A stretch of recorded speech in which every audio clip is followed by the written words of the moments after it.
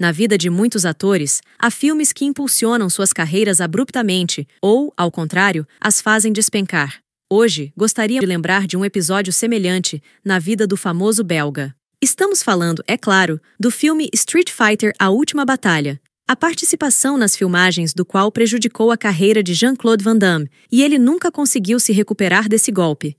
Acredita-se que, entre as ofertas simultâneas de participar das adaptações cinematográficas de Street Fighter e Mortal Kombat, ele precisava concordar com a segunda opção. Vamos tentar descobrir isso. Vamos lá! É amplamente conhecido que o principal critério para a escolha de Van Damme a favor de Street Fighter foi o aspecto financeiro. A oferta para o filme com um orçamento de 35 milhões de dólares oferecia a Van Damme um salário mais alto. No entanto, há um detalhe que costuma ser esquecido ao criticar a falta de visão de Van Damme.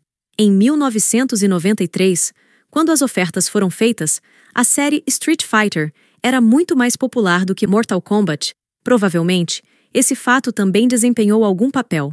O jogo Street Fighter 2, por exemplo, vendeu 14 milhões de cópias. O primeiro jogo da série Mortal Kombat não atingiu esses números.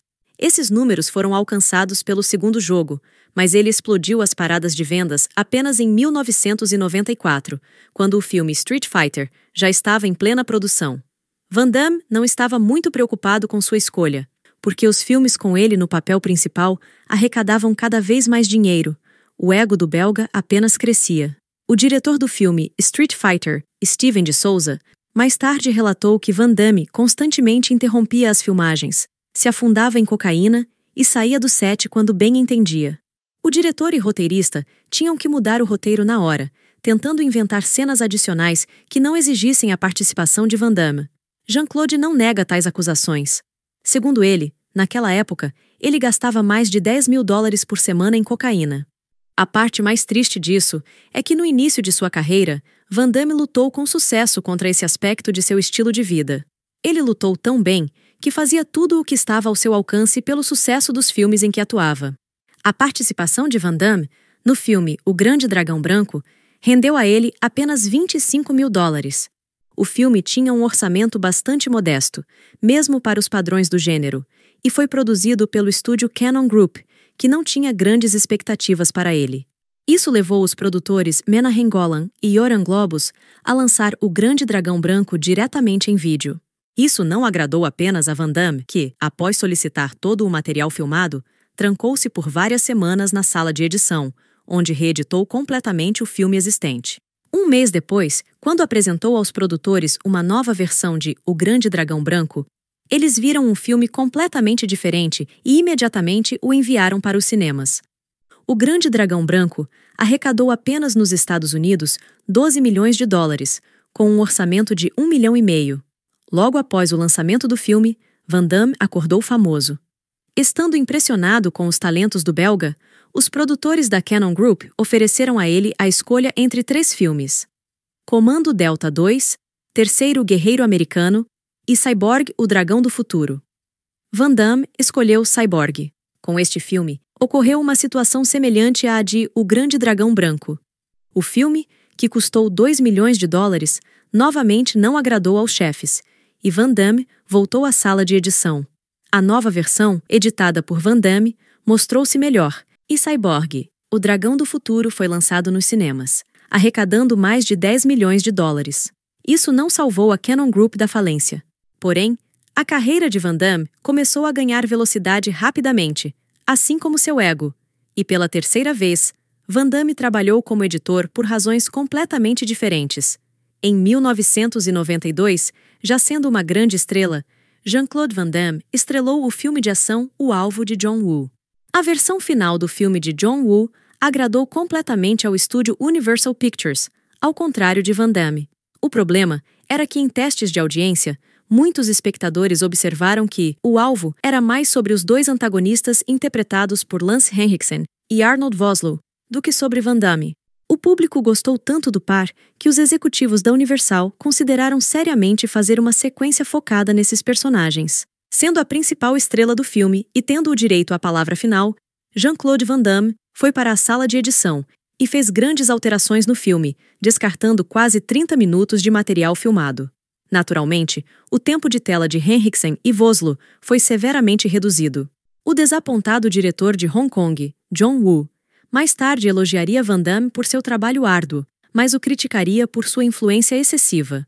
Durante toda a sua carreira em Hollywood, Woo nunca se recuperou dessa interferência tão ousada em seu trabalho como diretor. Quase todas as suas entrevistas incluíram uma reclamação obrigatória sobre a influência excessiva de produtores e estrelas no trabalho do diretor na América. Essas manobras de Van Damme no filme O Alvo não impediram que o filme se tornasse um grande sucesso de bilheteria. E provavelmente, Van Damme decidiu que estava fazendo tudo corretamente. Depois de O Alvo, Van Damme teve outro sucesso com Time Cop, cujas bilheteiras se tornaram as melhores da carreira do belga. Após isso, a autoconfiança do ator atingiu o auge. Foi neste período que ocorreu Street Fighter: A Última Batalha. A Capcom, que lançava o jogo de computador e participava do financiamento do filme Street Fighter, ficou furiosa com o comportamento do ator, pois foi ela quem pagou o cachê de Van Damme de 8 milhões de dólares. Todo o orçamento de Mortal Kombat era de apenas 20 milhões, ou seja, a New Line Cinema, que trabalhava com Mortal Kombat, simplesmente não podia oferecer um cachê semelhante a Van Damme.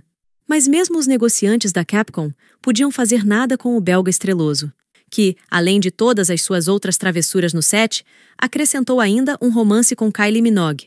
Aliás, o romance com Van Damme não impediu Minogue de ser a queridinha de toda a equipe de filmagem.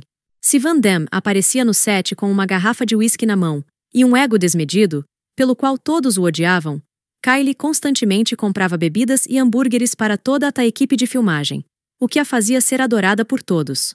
Com esse comportamento de Van Damme, é claro, rapidamente todos os produtores em Hollywood ficaram sabendo isso, e havia muito poucos dispostos a trabalhar com ele depois de Street Fighter. Os roteiros deixaram de ser escritos para ele, e também deixaram de chamá-lo para filmes que poderiam ter alguma expectativa de sucesso. Após Street Fighter, que não correspondeu às expectativas, mas ainda assim não é considerado um fracasso total, Van Damme começou a aparecer em filmes de ação de segunda categoria, mesmo pelos padrões do gênero. Algumas das produções subsequentes ele até tentou dirigir o seu próprio, pois percebia para onde sua carreira estava indo. Existe opinião que Van Damme teve as chances de salvar sua carreira. A chance mais realista era A Colônia. Inicialmente, o filme não deveria ser nada parecido com o que todos conhecemos. O roteiro original de Don Jacoby contava da história de uma ilha ao largo da costa da Grécia, que era usada como um refúgio seguro para agentes da CIA. Um dos agentes, trancado nesta ilha, escapou da vigilância para alcançar seu inimigo jurado, que a agência estava protegendo de todas as maneiras. No filme final, apenas um pequeno episódio do roteiro original permaneceu. Jean-Claude Van Damme afirma que assinou especificamente este roteiro, porque era um filme de espionagem com ação árdua e sem concessões. No entanto, depois que Mickey Rourke e Dennis Rodman se juntaram ao filme, o roteiro foi reescrito por Paul Mons, transformando-o em algo como um desenho animado. Entender por que Van Damme não resistiu a mudanças tão drásticas no roteiro é bastante compreensível. Sua carreira estava em frangalhos, todos os filmes estavam fracassando, e A Colônia parecia ser uma de suas últimas chances de se manter à tona, se não a última. O jogador de basquete Dennis Rodman estava no auge de sua popularidade em 1996, e muitos estúdios de Hollywood queriam vê-lo em seus projetos. Na época, ninguém suspeitava que a popularidade midiática de Rodman não traria nenhum benefício aos filmes em que ele participava. Então, a presença dele no elenco parecia ser um bom sinal. Uma situação semelhante ocorreu com Mickey Rourke. O ator teve um declínio significativo no meio dos anos 90 e passou por vários escândalos relacionados à sua pessoa. Mas após Bullet com Tupac Shakur, Rourke foi novamente lembrado, e os críticos elogiaram o ator, afirmando que Rourke finalmente havia voltado. No final, nenhum dos bônus funcionou, e A Colônia fracassou estrondosamente nas bilheteiras, sendo aniquilada pelos críticos americanos. O filme foi o último lançamento nos cinemas para Van Damme, que estreou em mais de 2.000 telas simultaneamente. Nem mesmo o segundo Soldado Universal, lançado alguns anos depois, teve tantas telas. O próprio Soldado Universal, O Retorno, acabou sendo o último lançamento do ator nos cinemas americanos para muitos anos.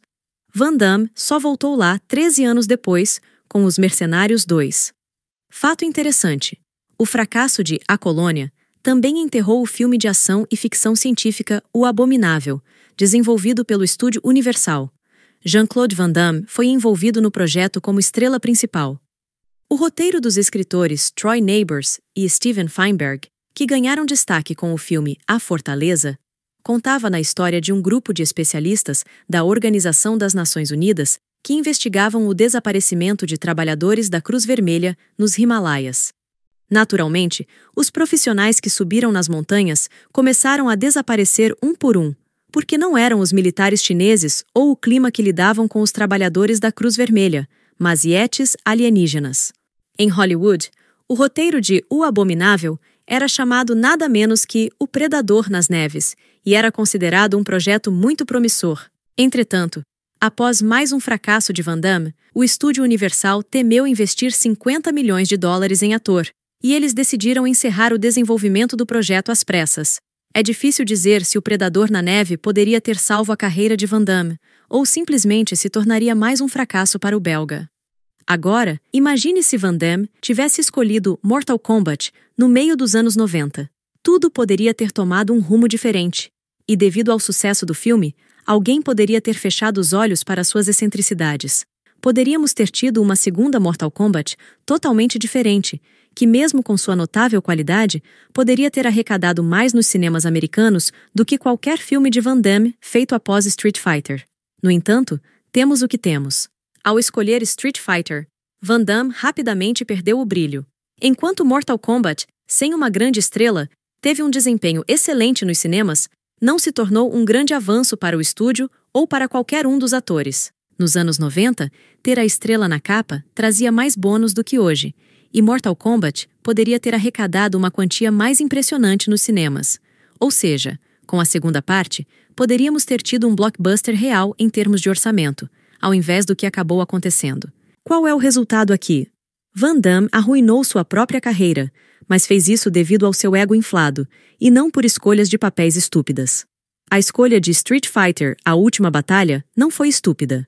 95% daqueles que, conhecendo os resultados, criticam Van Damme por não ter escolhido Mortal Kombat, teriam feito exatamente a mesma escolha em 1993, porque preferir a adaptação de Mortal Kombat era irreal. Vamos apenas olhar para os pontos iniciais. Inicialmente, o roteiro de um dos filmes era excelente, o orçamento de Street Fighter era maior, o cachê de Street Fighter era maior, a popularidade das séries de jogos. Na época da oferta, Street Fighter era mais conhecido. Diretores, em Mortal Kombat, tínhamos o estreante Paul Anderson, com apenas o filme Shopping em seu currículo, enquanto o diretor de Street Fighter tinha experiência trabalhando nos roteiros de filmes como Duro de Matar, 48 Horas, Comando para Matar, O Sobrevivente, e assim por diante. Teria sido sensato escolher Mortal Kombat com tais premissas? Seria apenas um interesse esportivo ou o desejo de ser diferente dos outros? É realmente triste. E um pouco lamentável para Van Damme, mesmo que ele próprio seja o culpado. Obrigada pela sua atenção. Inscreva-se e fique conectado.